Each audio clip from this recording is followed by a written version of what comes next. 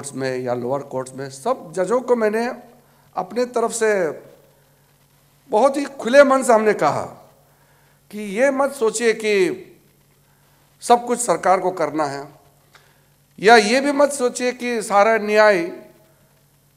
न्यायालय से ही दिया जाएगा, कोर्ट रूम से ही सिर्फ न्याय मिलता है। ये सोचना भी गलत है। हम सब मिल करके, चाहे वो न्यायपालिका हो, विधायिका हो, कार्यपालिका हो, सबको मिलकर के न्याय देना चाहिए। चाहे पार्लियामेंट के अंदर में बैठे हो, कार्यालय में हो, या कोर्ट रूम हो, या आप जमीनी लेवल में जा करके लोगों के दरवाजे में जा करके न्याय देने का काम करें। लेकिन करना चाहिए हमको न्याय देने का काम। लेकिन कभी कभी जब बोलते हैं कि 15 साल 20 साल से पेंडिंग है, तो क्या हम न्याय देने का काम कर रहे हैं क्या?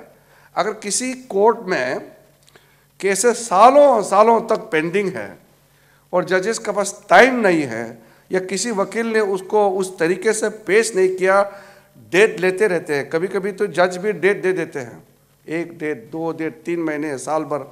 कभी कभी वकील भी डेट मांगते हैं कि इतने दिन के बाद मुझे फिर से मौका दीजिए। तो उस तरीके से जो लोग न्याय देने का जिम्मेदारी लेके बैठे हैं, उन्हीं के माध्यम से न्याय नहीं देने का काम भी होता है।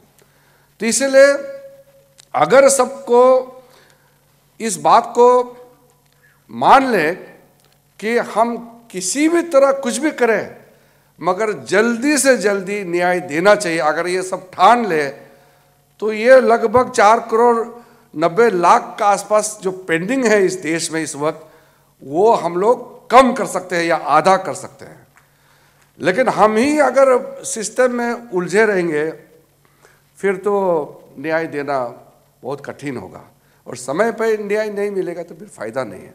मेरे पास कई ऐसे लोग आए कि उसके बाप दादा के समय का केस है, लेकिन अभी तक उसका कोई सेटलमेंट नहीं हुआ। एक तरीके से समाज का सोचने का जो तरीका है, या हमारा सोच जो प्रकट होते हैं, उसमें भी थोड़ा सा चिंता करना चाहिए।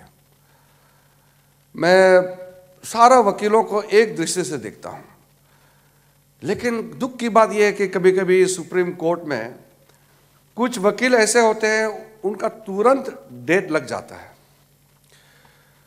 और कुछ वकील ऐसे हैं कि वो कहते हैं कि आप मेरे पास केस लेके आइए, मैं आपको केस जितवा दूंगा।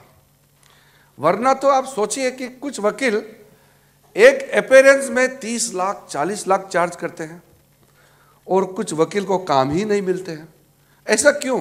कानून तो सबने पढ़ा है, वही संविधान, वही एक्ट सबने पढ़ा है, वही धारा, वही सेक्शन सबने पढ़ा है। कुछ लोगों का थोड़ा तरीके से केस रखने का टैलेंट होता है, उसका इनबिल्ट क्वालिटी होते हैं, मगर प्रावधान तो सबको उसी तरीके से रखना है। लेकिन कुछ लोग ऐसा होते हैं कि बड़े बड़े केस उसी के पास आते हैं, और वो बैठे बैठे करोड़ों का कमाई करते हैं।